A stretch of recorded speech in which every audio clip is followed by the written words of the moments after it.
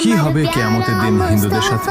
শুনলে আপনার শরীরের পশম দাঁড়িয়ে যাবে। তো কিয়ামতের দিন হিন্দুদের কি হবে এবং কিভাবে তাদের হিসাব নিকাশের দিন শুরু হবে, সম্পূর্ণ বিষয়গুলো জানার জন্য ভিডিওটি শেষ পর্যন্ত মনোযোগ দিয়ে দেখুন, যেন একটি গুরুত্বপূর্ণ অংশ বাদ না যায়। প্রিয় বন্ধুরা, যখন কিয়ামতের সব ছোট ও বড় নিদর্শনগুলো পূর্ণ হয়ে যাবে, তখন কিয়ামত শুরু হবে।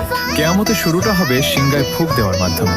সিংগায় ফুঁক দেবেন ফেরেশতা হযরত ইসরাফিল আলাইহিস সালাম। হযরত ইসরাফিল আলাইহিস সালাম যখন থেকে সৃষ্টি হয়েছেন, তখন থেকে আল্লাহর হুকুমে সিংগায় মুখ রেখে আছেন।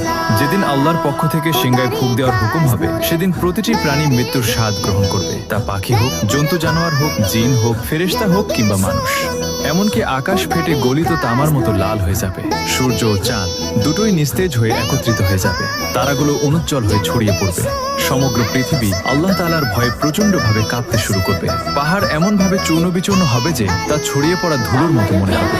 নদী ও সমুদ্রের পানি আগুনের মতো জ্বলে উঠবে। এই পৃথিবীতে যা কিছু জীবনের মতো অবশিষ্ট থাকবে, সবকিছু ধ্বংস হয়ে যাবে। এমনকি শেষ পর্যন্ত সেই প্রাণ যিনি সিংগায় ফুঁক দিচ্ছেন, অর্থাৎ হযরত ইসরাফিল আলাইহিস সালাম, তাকেও আল্লাহ তাআলা মৃত্যু দেবেন। আর সেদিন শুধুমাত্র একমাত্র মহান রব্বুল আলামিনের সত্তাই অবশিষ্ট থাকবে। এরপর যখন আল্লাহ তাআলার ইচ্ছা হবে, তখন তিনি আবার হযরত ইসরাফিল আলাইহিস সালামকে জাগিয়ে তুলবেন।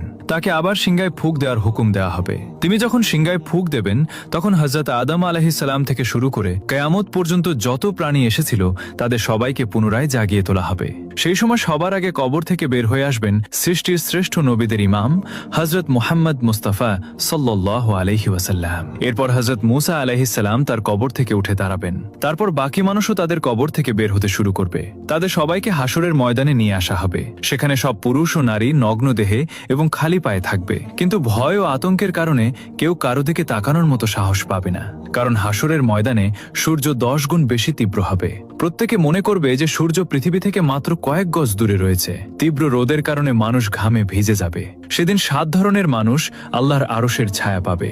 নবী সাল্লাল্লাহু আলাইহি ওয়াসাল্লাম বলেছেন, রোদ আর তৃষ্ণার কারণে মানুষ ছটফট করবে। কেউ কারো অবস্থা জিজ্ঞাসা করার মতো অবস্থায় থাকবে না। এই অবস্থায় হাজার হাজার বছর কেটে যাবে। তারপর মানুষ পেরেশান হয়ে নিজেদের মধ্যে পরামর্শ করবে। তারা হযরত আদম আলাইহিস সালামের কাছে যাবে এবং বলবে, হে আমাদের পিতা, আমাদের পক্ষে এগিয়ে যান এবং আল্লাহর কাছে আরজু করুন। হে আল্লাহ, এই কঠিন অবস্থা সহ্য করা আমাদের পক্ষে কঠিন।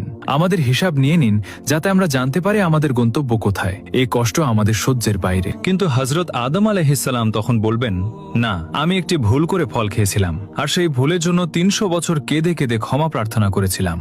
হাদিসে এসেছে, সমস্ত মানুষের কান্নার আংশিক অংশের তুলনায় হযরত আদম আলাইহিস সালামের 300 বছরের কান্নার পরিমাণ ছিল 9 ভাগ। এত কান্নার পরও আল্লাহ তাআলা তার তওবা কবুল করেছিলেন। এরপর তিনি বায়তুল্লাহ শরীফ নির্মাণ করেন এবং